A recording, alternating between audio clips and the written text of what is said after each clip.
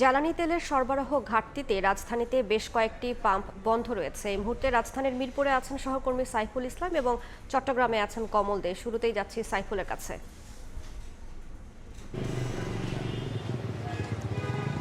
সকাল থেকে রাজধানীর বেশ কিছু অঞ্চল ঘুরেছি, গাবতলী, এখন যে মিরপুর, সেই এলাকাটি ঘুরেও আমরা মিরপুর শেষ প্রান্তে শেওড়াপাড়া যে তালতলা পাম্পে আছি।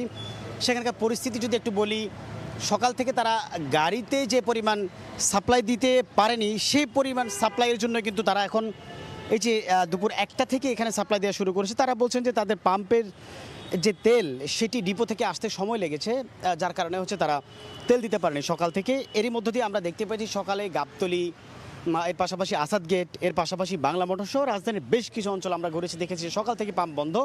তার অন্যতম কারণ হচ্ছে তেল সরবরাহ স্বাভাবিক হয়নি, যার কারণেই হচ্ছে ডিপো থেকে তেল কম আসার কারণেই তেল শেষ হয়ে গেছে, সময় মতো তেল এসে পৌঁছাতে পারেনি, যার জন্য হচ্ছে এরকম দুর্ভোগ দুর্দশা আমরা দেখতে পেয়েছি। তবে এখানকার এই যে কর্তৃপক্ষ বা পাম্প কর্তৃপক্ষের লোকজনের সাথে কথাবার্তা বলেছি, তারা বলছেন যে ডিপো থেকে পর্যাপ্ত পরিমাণে সরবরাহ তেল না করার কারণেই কিন্তু এরকম জটিলতা তৈরি হয়েছে। গ্রাহকদের দুর্ভোগ, দীর্ঘ লাইন দেখেছি আমরা রাজধানী কেন্দ্রিক, ঘন্টার পর ঘন্টা দাঁড়িয়ে থাকতে দেখেছি মানুষকে। এই দুর্ভোগ দুর্দশা কবে শেষ হবে সেই প্রশ্নের কিন্তু উত্তর এখানকার যে চালকরা বা আগত লোকজন তারা কিন্তু খুঁজে বেড়াচ্ছেন।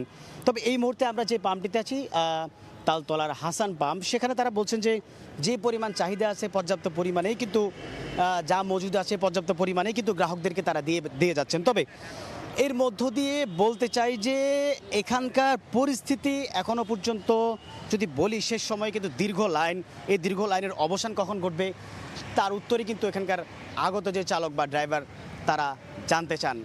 চট্টগ্রামে আমাদের সহকর্মী আছেন, কমল দে, জানবো ওখানকার তেলের পাম্প থেকে তেল দেওয়ার সর্বশেষ পরিস্থিতি। ধন্যবাদ সাইফুল।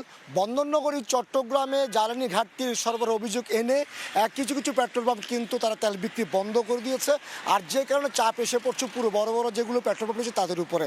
আপনি জানেন চট্টগ্রাম শহরে হাতে গোনা বড় বড় পেট্রোল পাম্প রয়েছে, হাতে গোনা কয়েকটি, তারাও ভালোভাবে তেল দিতে পারছে না। আমরা এখন যেখানে রয়েছে QC petrol pump, Jamal Khan মোড়ে সবচেয়ে বড় পেট্রোল পাম্পটি, এই লাইনটি চলে গেছে অন্তত 1 কিলোমিটার বা তার চেয়ে দূরে। অর্থাৎ এখানে যারা যানবাহন চালক বা মালিকরা বলছেন তারা অন্যান্য পেট্রোল পাম্প ঘুরছেন, কোথাও তেল পাচ্ছেন, আর যেগুলো বড় তারা মাত্র 100 বা 200 টাকার তেল দিচ্ছে, তাদের যে প্রয়োজন সেই অনুযায়ী তারা তেল পাচ্ছে না। তাই তারা ছুটে আসছেন এই জামাল খান মোড়ে এই পেট্রোল পাম্পটিতে। এখানে অন্তত 2 থেকে 3 ঘন্টা তাদেরকে লাইনে দাঁড়িয়ে দেওয়া হচ্ছে, তারপর তারা তেল পাচ্ছেন। অপরদিকে যে পেট্রোল পাম্প মালিক পক্ষ তারা আমাদেরকে জানিয়েছেন তাদের প্রতিদিন যে পরিমাণ পেট্রোল, অক্টেনের, ডিজেলের প্রয়োজন সে পরিমাণ তারা পাচ্ছেন না। তারপরও তাদের ডিলারের কাছ থেকে যারা যতটুকু পাচ্ছেন ততটুকু তারা গ্রাহকদেরকে দেওয়ার চেষ্টা করছেন। অর্থাৎ তারা বলছেন তাদের ট্যাঙ্কিতে 1 বিন্দু তেল থাকা পর্যন্ত তারা সে তেল সরবরাহ করা যাবে। সকাল থেকে শুরু হচ্ছে তেলের লাইন, দীর্ঘ লাইন, প্রায় 2 ঘন্টা 3 ঘন্টা, কোনো কোনো ক্ষেত্রে 4 ঘন্টা পর্যন্ত লাইনে দাঁড়াতে হচ্ছে। অনেকে বলছেন তারা তেলের পাম্প খুঁজতে তাদের নিজেদের পাম্প, তাদের গাড়ির যে তেল ছিল সেই ফুয়েলই শেষ হয়ে যাচ্ছে।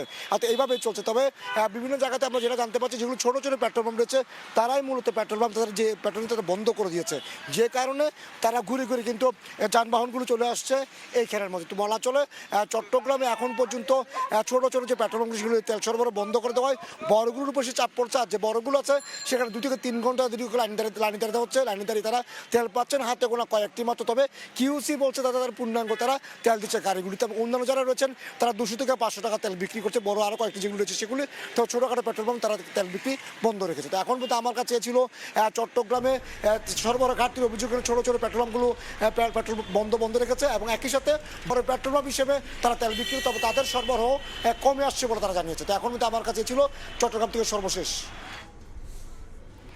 সরাসরি যুক্ত ছিলাম চট্টগ্রামে, তার আগে ছিলাম রাজধানীর মিরপুরে।